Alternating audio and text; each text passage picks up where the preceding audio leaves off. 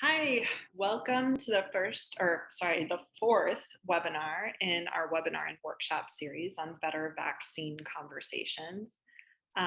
We are hosting this series because we know that at home, at work, and in virtual meeting spaces like this one, Alaskans are tackling challenging conversations about the COVID-19 vaccine. Whether we're figuring out how to come back to the office, whether we're navigating childcare or planning family gatherings, talking about vaccination provokes really powerful feelings about our safety, our health, our freedom, our autonomy, and our responsibility to the communities that we care for. So it's easy for conversations like these to become really heated very quickly. Faulty assumptions and loaded words can push our relationships into vicious cycles of defensiveness, mistrust, and hostility. And so we're going to be exploring how to improve those conversations today through wiser questions. How do we do better?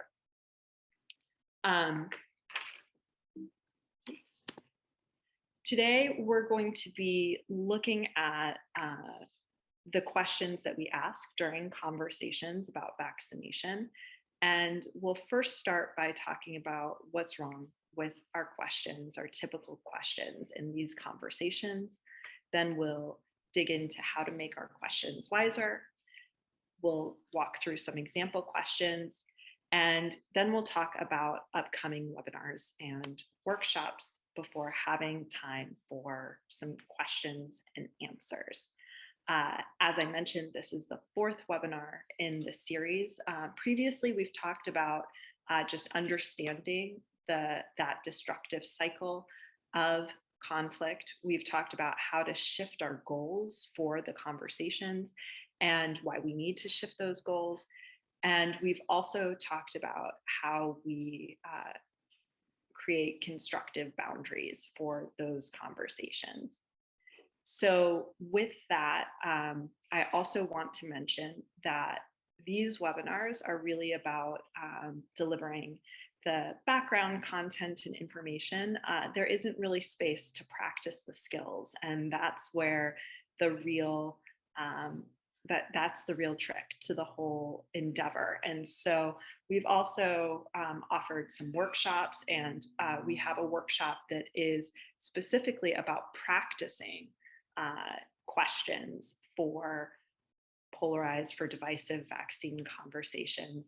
And that'll be coming up in April. So if your appetite is whetted by this webinar and you want to dig in and actually get some practice, I would recommend signing up for that one. So this webinar and workshop series was developed in partnership with the Alaska Children's Trust, with funding from United Way and the Municipality of Anchorage's Health Department. We do want to always make the quick caveat that the opinions, the findings, and recommendations expressed in this presentation are those of the Alaska Humanities Forum, and they don't necessarily represent the views of the United Way of Anchorage or the Municipality of Anchorage's Health Department. With that, I want to give you some background on who we are and why we're doing this. So I'll share this video and then we'll start we'll dig into questions.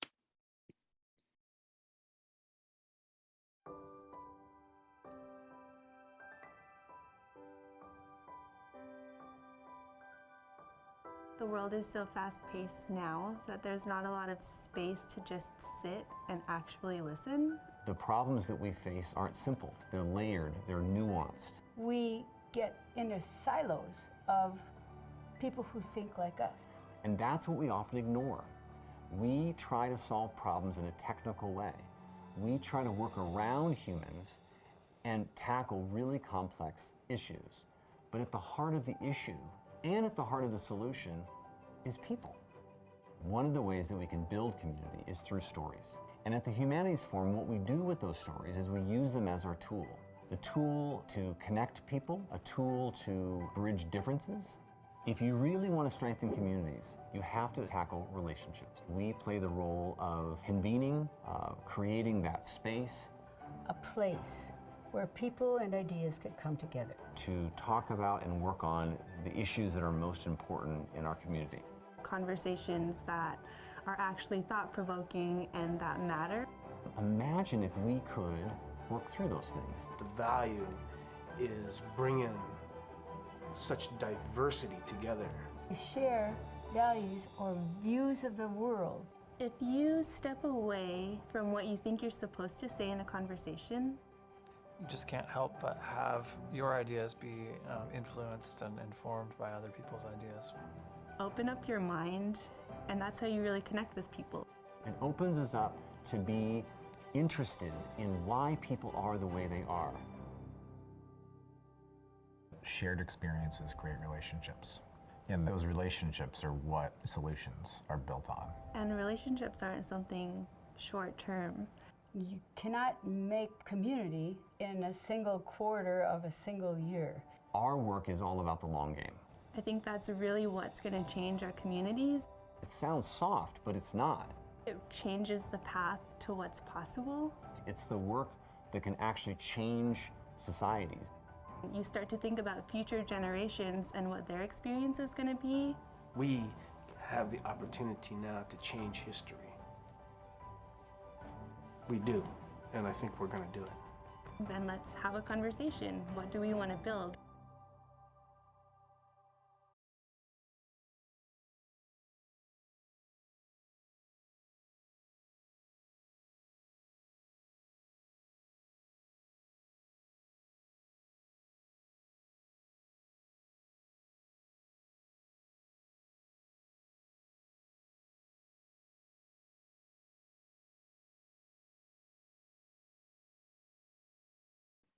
So I want to acknowledge, my name is Megan Cassiola, and I've been leading these workshops, and Odd Plez is here on tech, and will be managing the Q&A at the end of the session. And both of us are facilitating from Jaygatnu, Anchorage, and Eagle River. And that is the current and ancestral homelands of the Dena'ina people. If you are not familiar with the statue, the sculpture that is in the image right here, this is Grandma Olga. It's a sculpture that is right by our offices down at Ship Creek. And it is also an acknowledgement of the people that have been the stewards of these lands for thousands of years. So I recommend that you check it out if you haven't had the opportunity. So for today's webinar, we have three primary goals. We're going to start, as I mentioned during the agenda section, by looking to understand why our typical questions aren't working. And so what's going amiss when we ask questions during these conversations? Then we'll look to learn about the things that could help us make our questions a little bit wiser.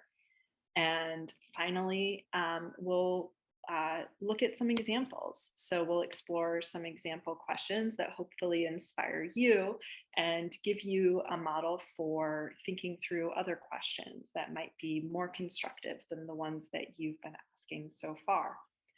And again, I'll just say there won't be too much opportunity to practice, but I do think that this is a good starting point for practicing on your own. And if you want some people to practice with, we've got the workshop that's coming up in April.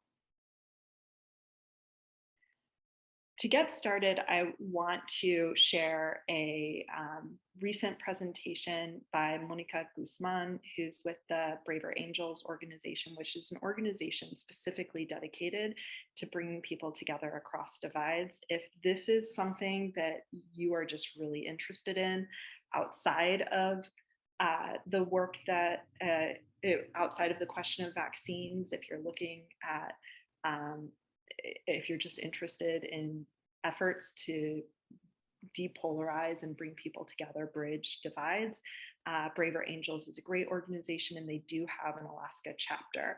So Monica Guzman is going to kick us off to help us understand what's going wrong. After the election in 2016, I found a foolproof way to stop conversation. I would tell groups of my fellow Seattle liberals that my parents, who I love to death and see every weekend, are not just Mexican immigrants like me. They're Mexican immigrants who voted for Donald Trump. I would share this at networking events, random get-togethers. Whenever politics came up and people started giving voice to that sense that anyone who voted for someone they think is a monster must be monsters themselves. I did this so often, it became a kind of game. Not to make anyone uncomfortable, I realized, but to put my circle to the test. I've had umpteen conversations with my parents about politics. I know their reasons, and they know mine.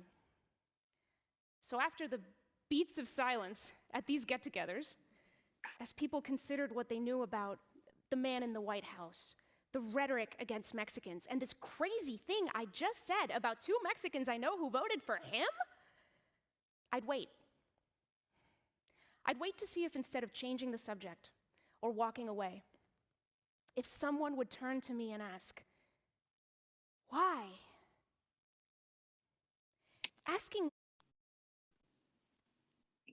Okay.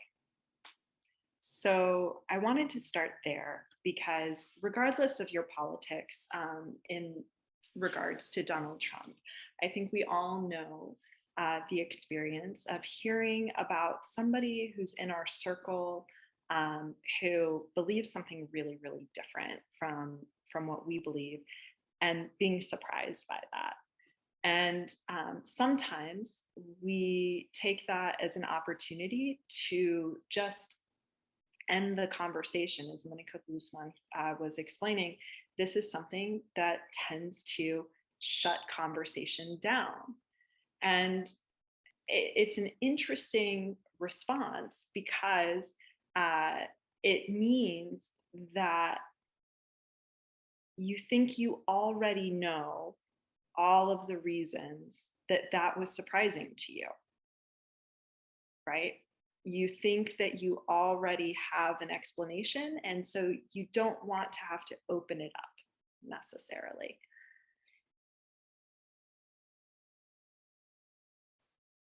So the reason why our typical questions aren't working is because we often have a perspective that we kind of already know what's going on when we're in a conversation with somebody who believes differently than we do, and that we already understand the dynamics.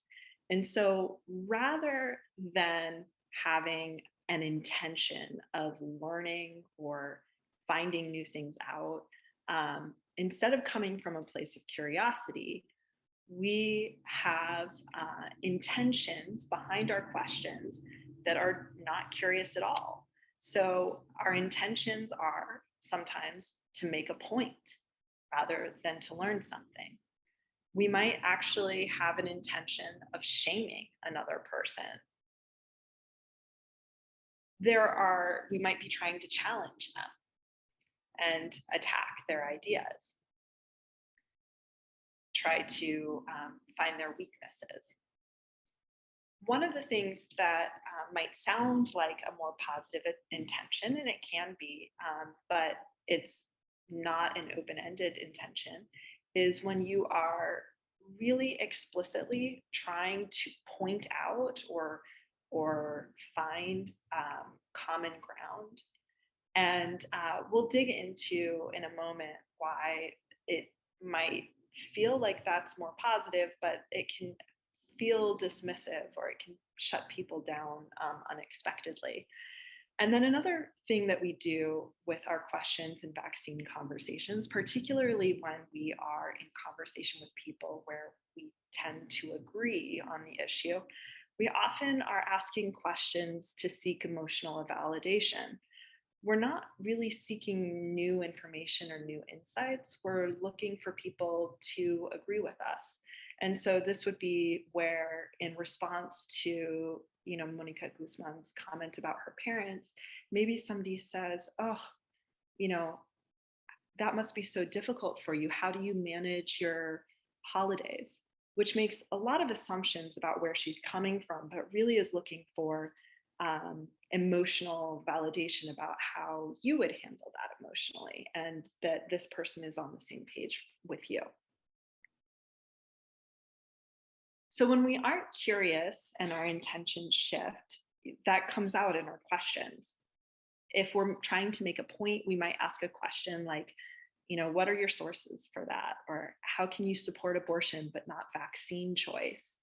What we're doing is we're often not actually all that interested in the answer to their question. We're using that, we're trying to use that answer that we feel like we already know to drive towards the point that we're trying to make, that a person's sources aren't valid or that they don't have any. We might be looking to try to point out an inherent conflict within their ideas. We'll also ask questions to try to shame someone. How could you possibly believe that? Don't you care about our community? Or why are you so willing to sacrifice your freedoms? Those might be questions that you're just asking in your head. You may not verbalize them, or you may.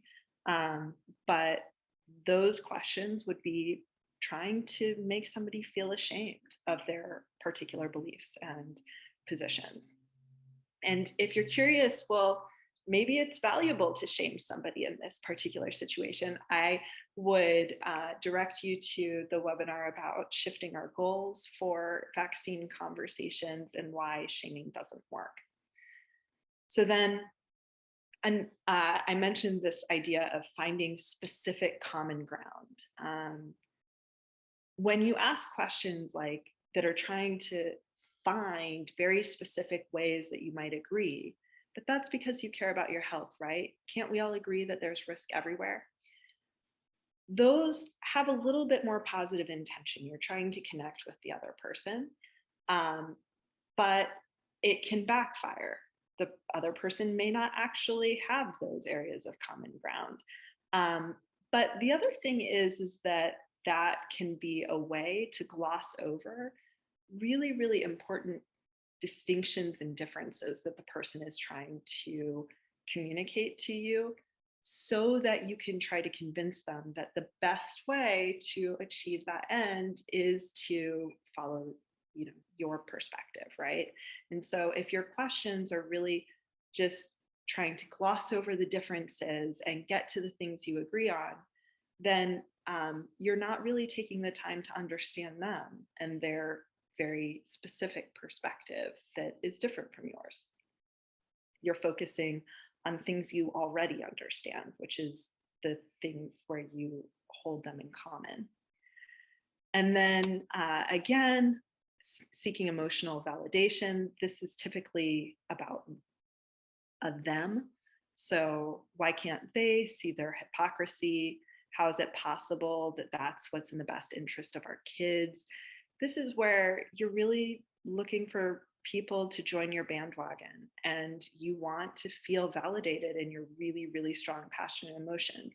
And again, none of these things are necessarily bad things. There are places for everything, but this isn't going to get us to a place of any new understanding or insight. It's just a place of emotional validation, which is important, but very different.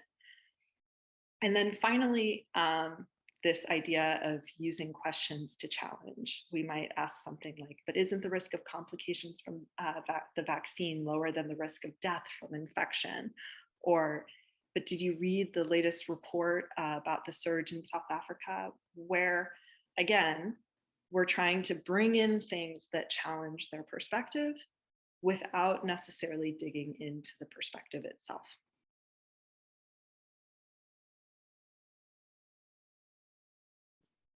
Monica Guzman recently came out with a book, I never thought of it that way, where she's talking about this idea of using curiosity to bridge divides. And she has a phrase that I love, which is, whoever is underrepresented in your life will be overrepresented in your imagination. And I love that for several ways, for several reasons. And one is that we often tend to fill in the gaps of our understanding of the beliefs of people we don't spend a lot of time with. And I think that this really helps us to understand one of the sources of our incuriosity. One of those might be a sense of threat or fear about, being disappointed or sad or that sort of thing. But another one is that we become incurious because we think we already know, because our imagination just starts filling in the gaps about those people who we don't actually have a lot of information about. People tend to be really complex, and we have an awareness of that complexity for those people we know, and much less awareness of that for the people that we don't. So if that's why our typical questions aren't working, what will make our questions wiser? We have 3 principles for powerful questions in a 4-day workshop that we give called Art of Powerful Questions. And that runs the gamut of a lot of different question intentions, one of which is to bridge divides, but is not the only one. But I think that these principles are still really important when exploring how we develop wiser questions. One is that questions work best when you sincerely believe you do not know the answer. And so one of the things we saw getting in the way of, or one of the things affecting our questions that were a little bit more destructive, or at least not those wise questions that we're looking to move towards, was that we believed we already knew what was going on. And so our questions veered away from curiosity and towards point making. Another is that curiosity is a choice, and that if you're not naturally interested, you can still cultivate interest. There are all sorts of things that shut down our sense of curiosity in a space of high conflict. And if you want to learn more about that, then I recommend the webinar that's on the destructive cycle of conflict in vaccine conversations. And I have this principle up because I think that we often need to remind ourselves when we're shut down, when we're feeling like we just don't care or want to know, that we can shift, that we can make a choice to get curious, and that it's powerful and valuable to do so because it can shift the dynamic of the conversations we're having in our community, in our state, in our country. And then the last one is that powerful questions demand generous listening. What's the point otherwise? And I bring this up. We're not going to focus too much on listening in this particular webinar, but there will be an upcoming webinar about listening specifically, and how to listen better in conversations like these. And so the corollary of questioning skills is listening skills. They have to go hand in hand together for them to be truly effective. And in the webinar about shifting our goals, we talked about how oftentimes our goal in a conversation is to convince somebody of our perspective. And because our goal is to convince, we end up veering in the direction of trying to make points about what our point of view is and why it's right, and what their point of view is and why it's wrong. And so we can have much more constructive, particularly in the realm of long-term influence and community building, by shifting our goals. And one of the things is, in a conversation, there's two people who are participating. So make sure that it's a goal that you two can, or the whole group can share together. It's not something that only you would sign on for. Typically, when you're trying to convince someone of your point of view that you disagree with, that's not a conversational goal that they would sign on for. They don't want their perspective to change. But some goals that they might sign on for is strengthening the relationship itself. A lot of is particularly with conversations with people where we already have a pretty important, meaningful relationship with our spouse, with our family members, with our with the people who whose kids our kids are friends with. That is the kind of relationship that a lot of times, even if people know you disagree, if they think that the conversation is going to bring you closer together, that's a goal they could sign on for. Another is to learn the unspoken story behind the person's belief. Everybody wants to be seen and understood as the person that they see themselves as. And so most people would be thrilled to have the opportunity to help you better understand who they are and where they're coming from and what their perspective is. They would absolutely sign on to that goal.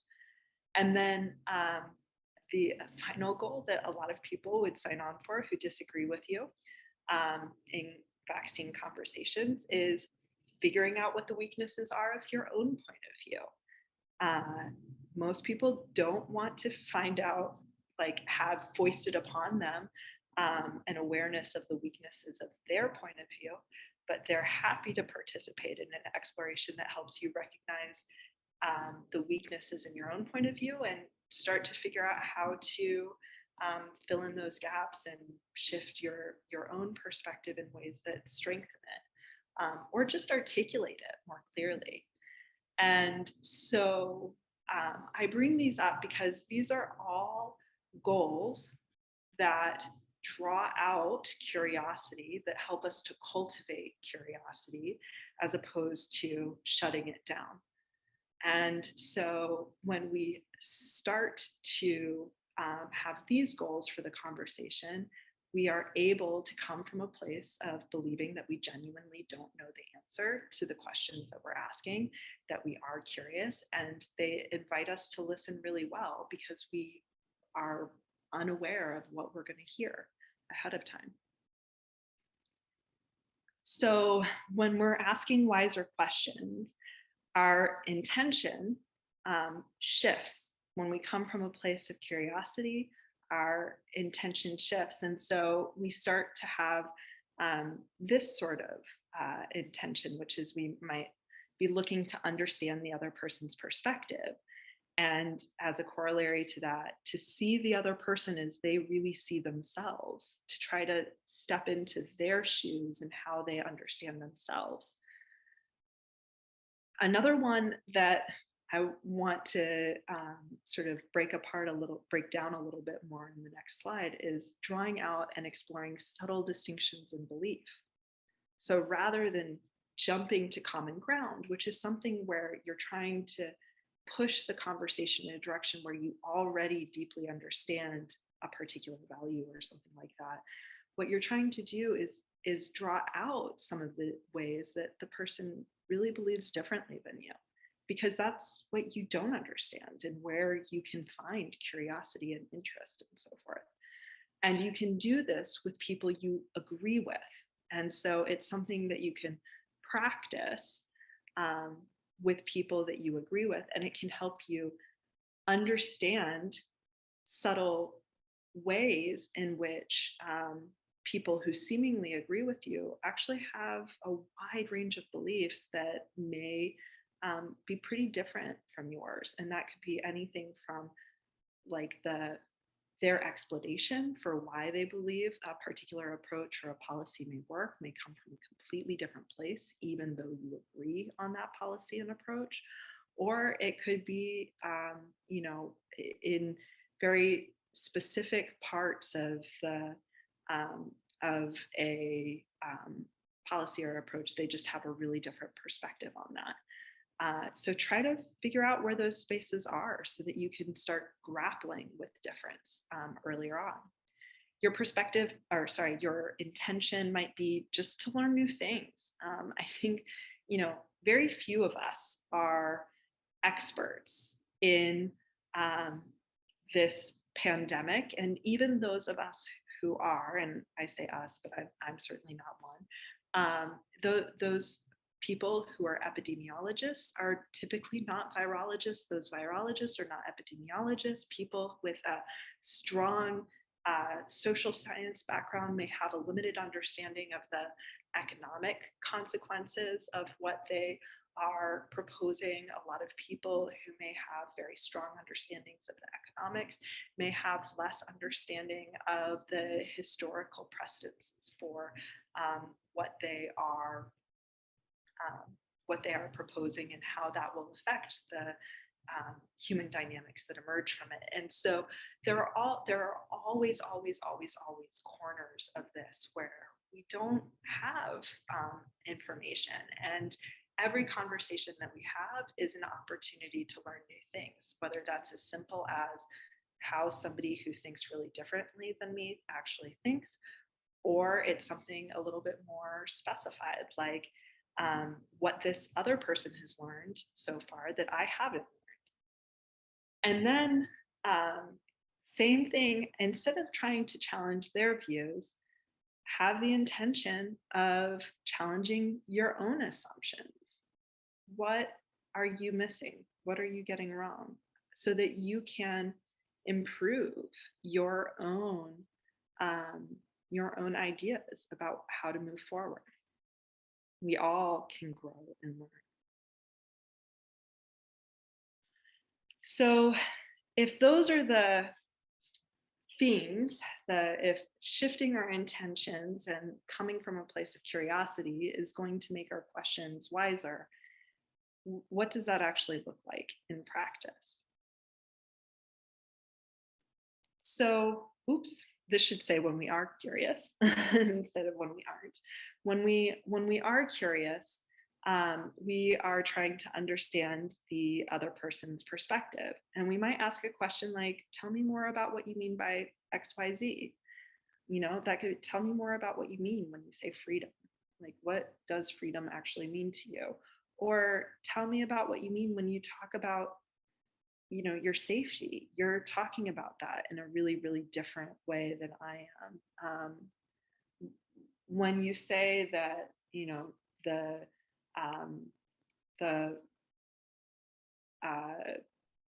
what are they called? Pharmaceutical companies are in it for the money. Like, what does that mean? What are the consequences of that? Like, dig in to get deeper.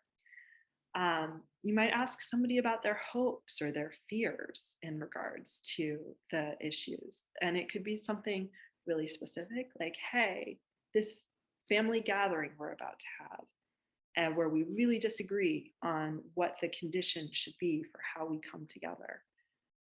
What are your fears? What are your hopes for what can happen? And be willing to be surprised about their answers. If our intention is to see the other person as they see themselves, we might ask something like, how are your beliefs about vaccination affecting your relationships? What do you feel people most misunderstand about your point of view? Are there any ways you think I'm misunderstanding your perspective? How did you come to believe the things that you believe in this regard? Where did they come from? A lot of times we assume we know where those beliefs came from, but often the answers surprise us. And then we might also be trying to draw out and explore subtle distinctions in belief. And so whether we're talking to somebody who agrees with us or somebody who disagrees with us, we might ask questions like, what perspectives are you reluctant to share with people like me who generally agree with you, or with people um, eh, unlike me who generally agree with you? And when do you feel conflicted about your beliefs on vaccination? Where are you feeling uncertain? And those are opportunities to sort of find out that maybe, you thought you were talking to, uh, you were preaching to a choir when you were having conversations amongst your friends, but maybe that choir isn't quite as harmonized as you were thinking, because your voice was so loud and you weren't making space for the other voices to come through fully. Um, Maybe there are spaces where you might get practice in subtle ways, challenging your own beliefs. And then if you're asking new things or trying to learn new things, I think that it's really helpful, particularly when speaking with people who know you disagree with them, to admit what you don't know. Because when you admit that you really don't know something, it they are more likely to open up about what information or knowledge they have that they can share with you. Otherwise, they might be feeling a little bit self-protective and be worried that if the only reason that you're asking them details about what they're talking about is because you want to tear down those details, right? So by admitting up front that you don't know anything or much about it, or that you haven't heard about that thing, and that you don't have ammunition that you're hiding behind your back to attack those ideas with, then they're more likely to share and give you some background that maybe you didn't have before. And then when you're trying to challenge your own assumptions, you might ask just pretty directly, what am I missing? Have I made any assumptions that you want to challenge? And all of these questions are pretty blunt because they're example questions. But if you're coming from a place of challenging your own assumptions, oftentimes that's really felt by the other person. They can feel the difference between you asking them questions from a place of challenging yourself versus challenging them. But one of the things that's important to note is that the questions themselves will often sound exactly the same when they're coming from a place of curiosity versus point making, or they'll look exactly the same, I should say. The tone of voice will shift pretty dramatically.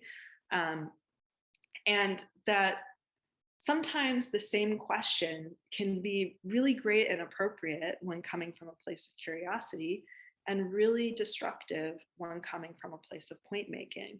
And the only way to know the difference is to look inside yourself and really interrogate your own intentions for asking the question, and be honest with yourself about those intentions. So, that question, what are your sources? You can ask that question from a place of curiosity. If you are really asking that question because you're like, man, maybe I need to expand my own sources and open up to new points of view that this person seems to be hearing, then that's a great question. That's coming from a place of curiosity, and it will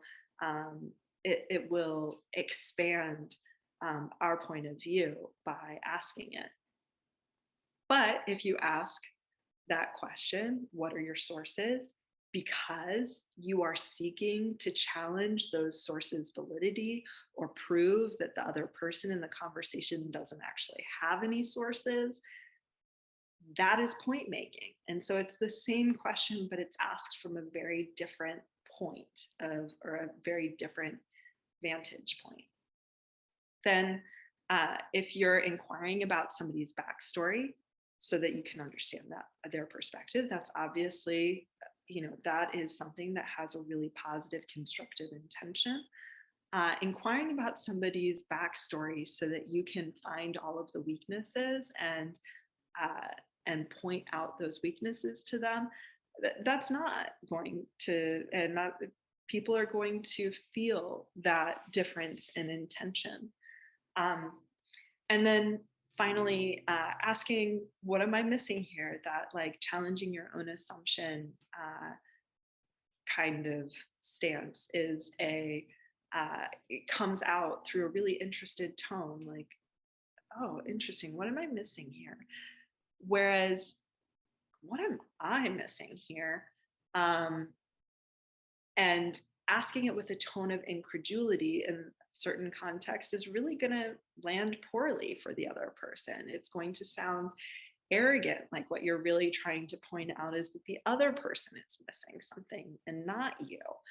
That you couldn't possibly be missing anything because you've been so thorough and comprehensive in your review of what we've been talking about. So um, oftentimes the question itself looks exactly the same when it is wise and when it is really destructive, but it is the place that you're coming from that determines the difference. The other thing to be aware of with this is that there's only a certain amount of control you have over how the other person perceives your intentions. And so if they're misreading your intentions, it may affect the way that they respond.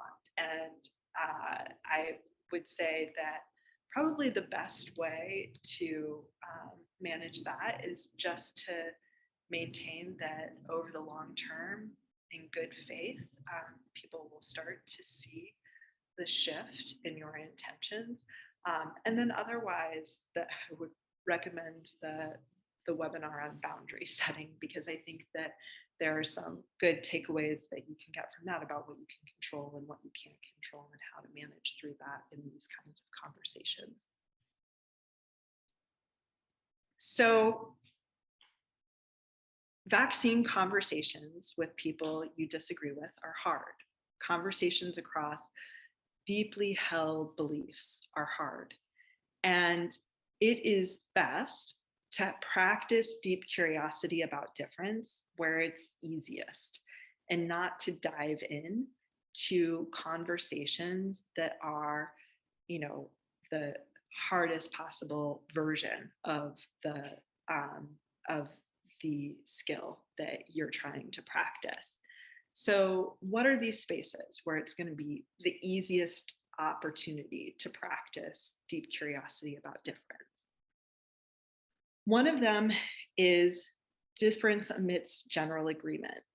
If you can notice when you are in conversations where you are spending your energy on seeking emotional validation for your point of view, you're talking to people you agree with, and you're just trying to be like, yeah, getting cheerleading and that sort of thing for this perspective that you believe in, it can be valuable to shift that energy towards actually seeking out the ways that people who are in your camp actually disagree in some ways and dig into them and understand them, because that's going to be a space where you feel less heated, where all of the factors that make high conflict so sticky and hard to get out of, such a vicious cycle, those factors won't be there. So you can practice the curiosity and start to learn about ways that that disagreements may have different sources than you imagine, or what you can learn from disagreement in these spaces that are just much less heated. And then slower interactions tend to be good practice spaces as well. So practice this in relationships you'll come back to, so that you can have time to sit down and reflect and develop some questions in between conversations. That way you don't feel like you have to do it right in the moment, right there. I personally like to do this over email, and you have to be careful about tone and that sort of thing over email. Sometimes it's best, like, I'll notice a disagreement in an email and I'll use the time in between to sort of think through my own perspective and my own questions. And then I'll follow up with the person with an in-person meeting or a phone call. But because the conflict sort of emerged in a space where I had time to sit with it before confronting it, that was a space where I could actually do a good job with my response.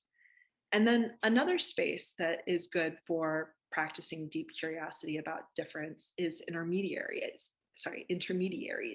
where if you find someone who has more compassion towards an opposing viewpoint than you personally can find in yourself, you can get curious about that and ask them about, what allows them to feel that sense of compassion. How are they viewing that opposing point of view? And so that can help you. You don't actually disagree with them, so it's a less heated space, but it starts to give you an opportunity to seek out an understanding of this other perspective.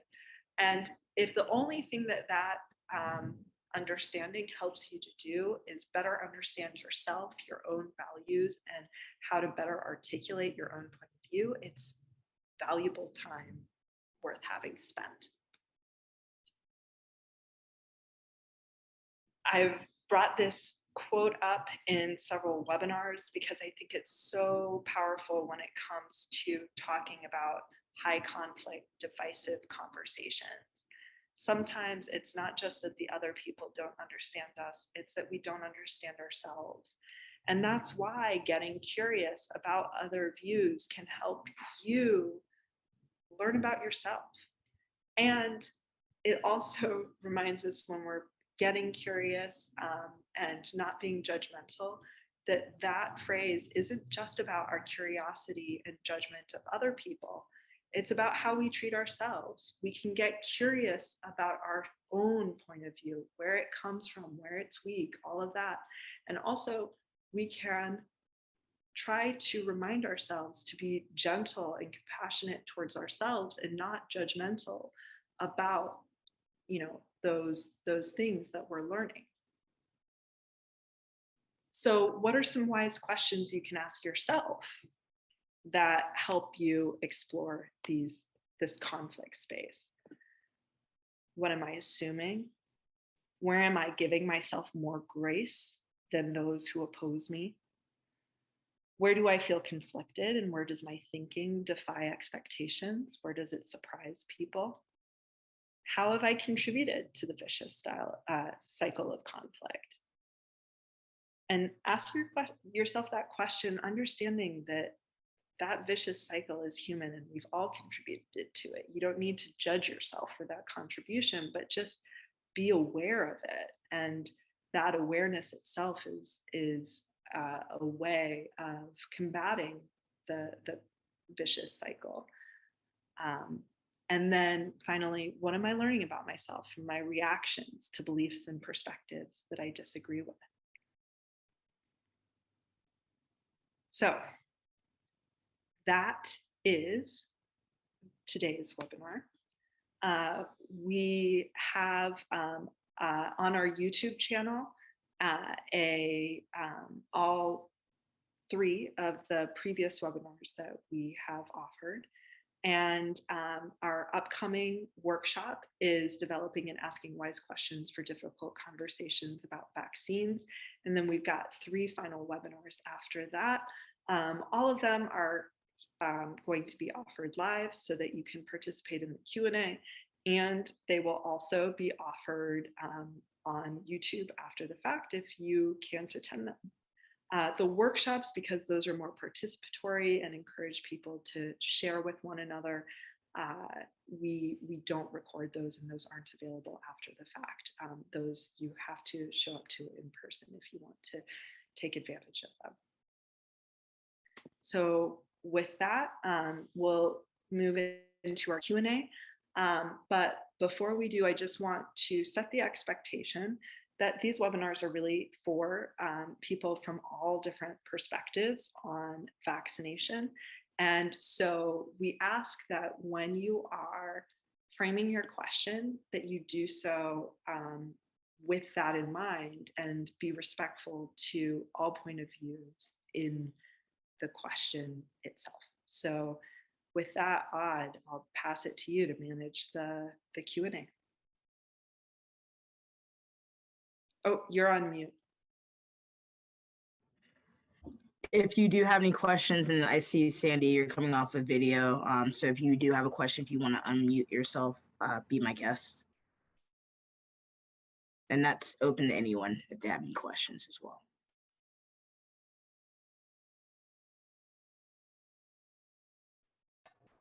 Hi, this is Dick. Can you hear me okay? Yes. We can hear you, Dick.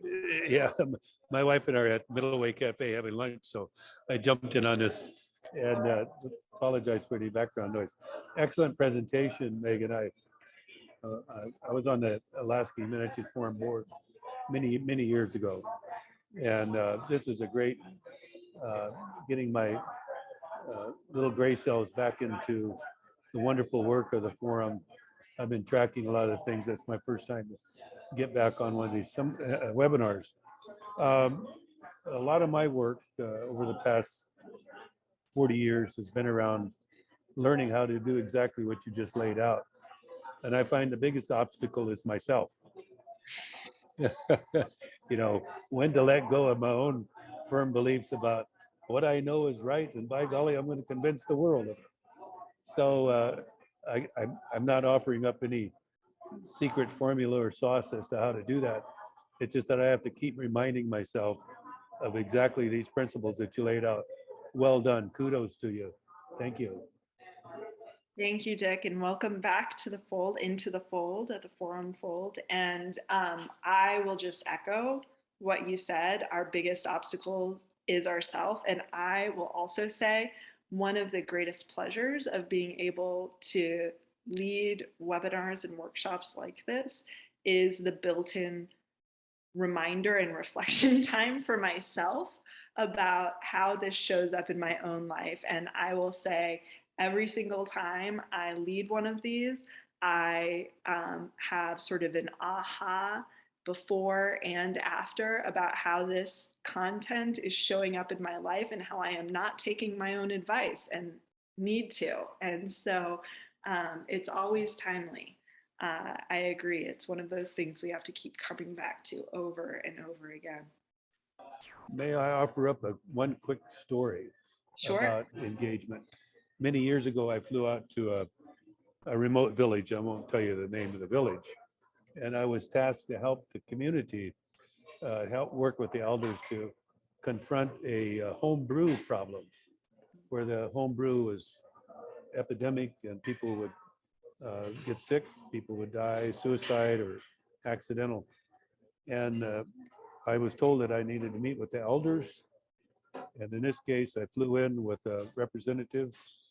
We had to take 2 planes and finally got to the village, got on a snow machine and went to a steam bath. And I'd lived in a bush before, so I was looking forward to that. And my only instruction from the leader of the person who was taking me there, he said, "You can't talk, you have to listen." I'm an extrovert, I love to talk. I'm also a member of the Northern Cheyenne tribe in Montana, raised on the res, so I knew a little bit about respectful listening, especially with elders. So I went into the steam bath. I said not a word. The person who was my contact, who was not from that village, and they spoke in their own language. I won't even say which area of the state it's in. None of the elders spoke. They just said, e. And got out, cooled off, went back in, repeated that. It came back out, got dressed, went up to the gym, and I call him the leader, turned to me and he said, "The elders said it's okay to do your program." They never asked a question. I never said anything. So what I'm bringing up is this idea of who has the respect, who can speak that genders trust and engenders that level of being able to cause people to say, "This is good, let's move forward." I don't know how to put this in the mix, Megan, but I always try to find those people. It's like, find the helpers. Mr. Rogers. So I offer that up just as a thought. Yeah, thank you. Well, I want to make space for other questions. Do we have anyone else who's interested? Andy, if you had a question you wanted to ask.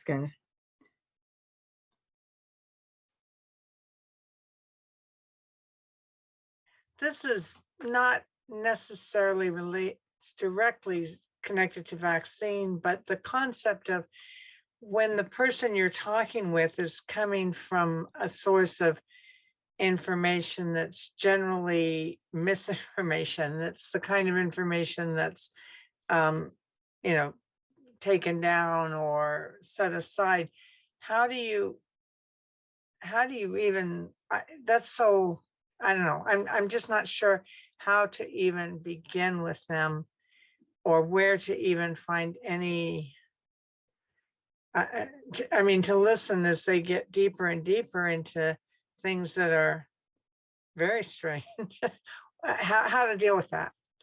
Yeah, so I think there's two parts of the question that you have. And one of them is, how do you deal with it from the perspective of wanting to challenge those sources,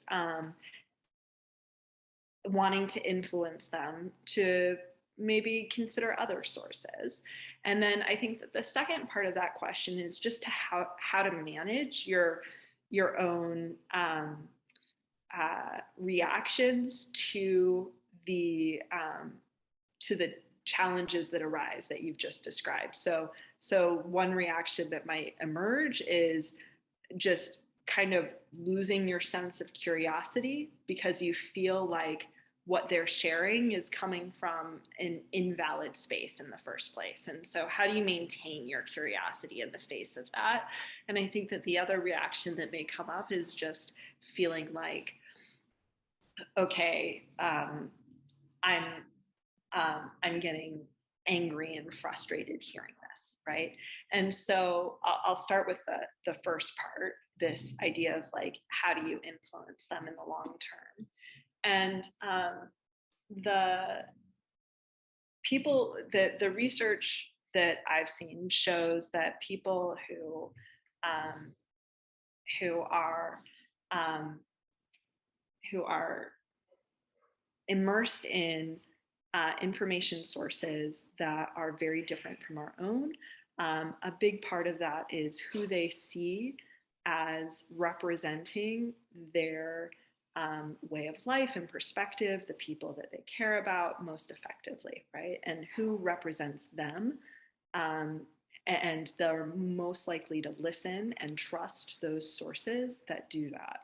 And so one of the best ways to influence them long term is to keep them in your circle. Because by being somebody who has a different set of sources that you trust and so forth, you are keeping that in their circle, even if they're not believing it right now. That's why prioritizing the relationship can be so important. Another thing to keep in mind is just that it's a long game. And if all you do is just sort of, they don't shift their sources, but maybe they have a little bit more doubt in them than they did before, I mean, that's a huge win. And so I think that we also, I mean, the resetting our goals webinar was a lot also about kind of thinking about what is actually realistic. And often we want to like prove to somebody that their cherished information source is just inaccurate and get them off of that. And that's pretty unrealistic, even over a long term. Getting them to just have a little seed of doubt about it is a lot more realistic. And if that can be our goal, we're much less likely to feel defeated and give up altogether.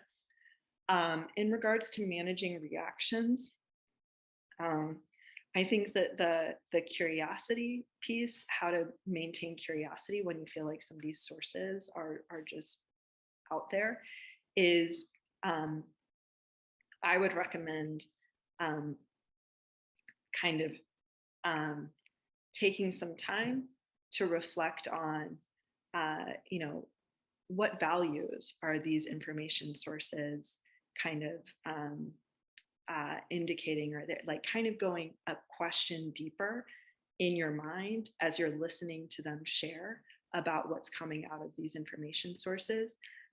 What values are they representing that are important to this person? What are some of the, I think getting to that story behind the story. So like, how did you come to trust this information source? And just like, you know, how did this come to be something that you really have been interested in? Those are places where oftentimes you can keep the curiosity going. And then with the other emotions, I think it's just knowing that they're going to come up, that you're going to be frustrated and angry and maybe sometimes disgusted or disappointed, and just, I mean, using that technique that, you know, everyone from Buddhist practitioners to therapists, New Age therapists will say is just like notice it and and acknowledge it and let it happen, because those sorts of things are going to come up. Did that answer your question? Yes, you gave me some insights on that. It's a difficult thing when people sometimes have ideas that are so, you know, they just, and again, this is not necessarily a vaccine, but in other areas that are so, you know, denying of realities of things that have happened in our world, you know, and not acknowledging things maybe. So thank you. Yeah, thank you, Sandy. Other questions?